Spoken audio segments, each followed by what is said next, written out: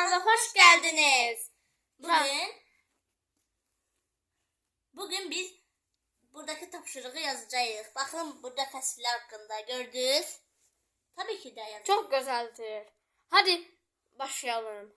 Qəsvalı oxuyun. Yazılıb ki, şəkillərin altında uyğun fəslin adını yaz. Şu an buradaki deniz... Burada insanlar dənizə gedib. Burada olacaq ki, yay. Tabii ki de yazalım. 1, 2, 3. Sonra yazılır yay fəslidir. Buradaki de neydi? Her yaz idi yaz. Hadi yazıb gələlim. Uşaq, bu da yaz fəslidir. Buradaki payızdır çünkü yarpaqlar saralıb. İndi burada yaz payızdır. Uşaq, bunu da yazıb gələlim. Uşaq, payız fəslini yazır. İndi o birisiniəkəcək. Uşaq, burada pəncərədə görürsünüz ki, qar yağıb. Tabii ki de qış olacaq. Qışda qar yağır, onun için qış yazırıq. 1, 2, 3.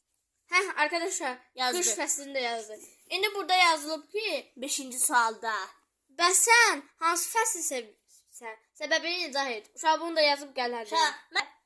Mən yay tətili sevirəm. Mən də sevirəm, çünki tətillər başlayır. Uşaq, mən onun üçün yay fəslini sevdiyi üçün yazırıq. Burada səbəbini də yazırıq. Hadi yazalım. Yazdık, indi oxuyaq. Mən yay fəslini çox sevirəm.